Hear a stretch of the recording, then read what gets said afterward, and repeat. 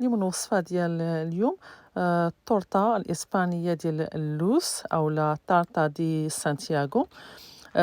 أنا زينتها باللوز وبالسكر بودغ من الفوق، هما تيزينوها عادةً بالسكر بودغ وبواحد الشكل معين. فهي تتكون فقط بالبيض والدقيق ديال اللوز والسكر، ما فيها لا زيت لا زبدة لا دقيق أبيض، تتكون خالية من الجلوتين، تصلح حتى لأصحاب السيلياك ولا الحساسية ديال الجلوتين، تتجي خفيفة بزاف معلكة وسهلة التحضير في نفس الوقت.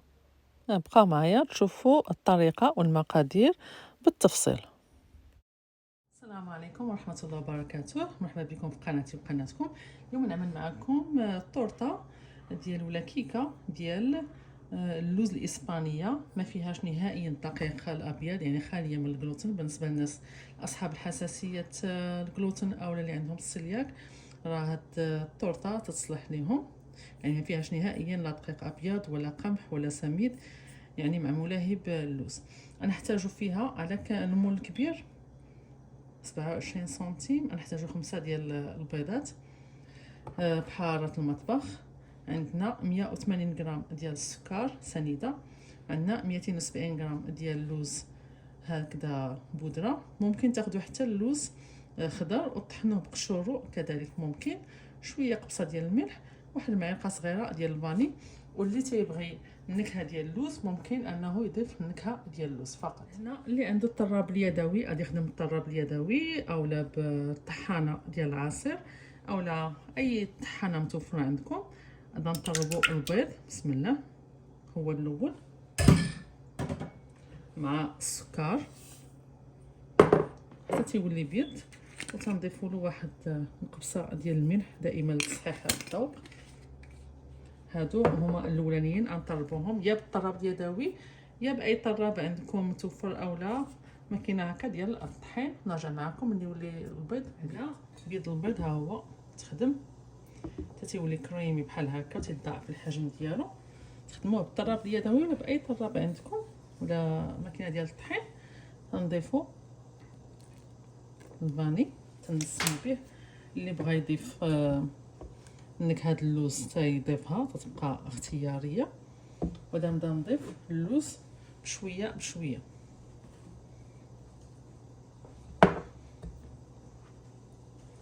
نخلط بحال اللي تنخلط جينواز، حتى تندخلو داك اللوز في داك الخليط ديال البيض والسكر شويه بشويه. نستمر هكذا حتى نكمل الكميه اللي عندي كلها ديال اللوز.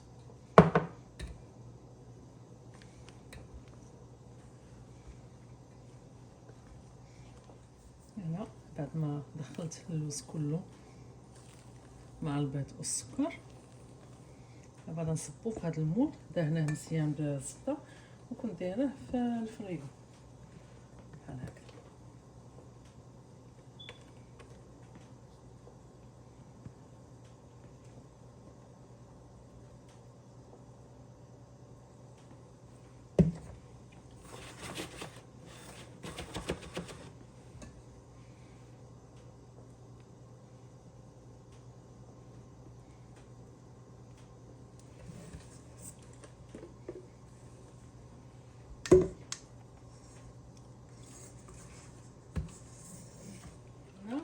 اختياري تنزينوها باللوز،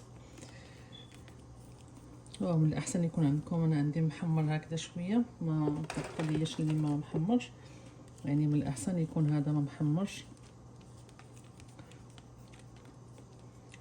نزينوها هكذا باللوز ومن بعد تندخلوها الفران 350 درجه فرنهايت، هي 180 درجه مئويه.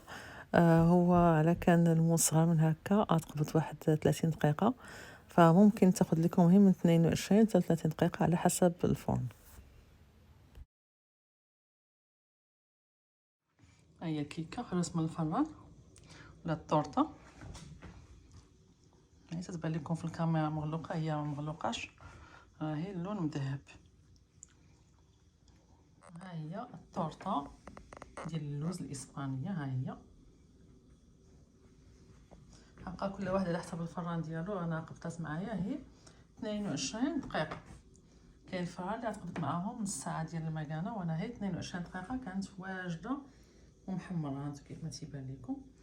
فردوا بالكم معاها ملي دوز هذيك 15 دقيقه الاولانيه تتوصل ل 20 دقيقه. ردوا بالكم مع هاد الطورطه لا تمشي تحرق لكم، ما تخليوهاش نص ساعه ولا 40 دقيقه. خاصكم على حسب الفران ديال كل واحد.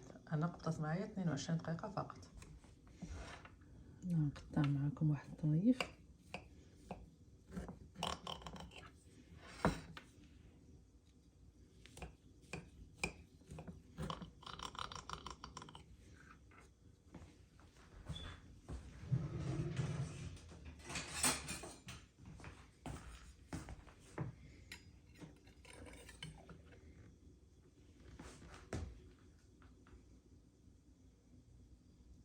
معلكه باللوز لداخل طايبه، ها كيف ما تيبان لكم، ما لصقات في المول ما حتى شي حاجه. هانتوما طايبه من الداخل مزيان ومعلكه.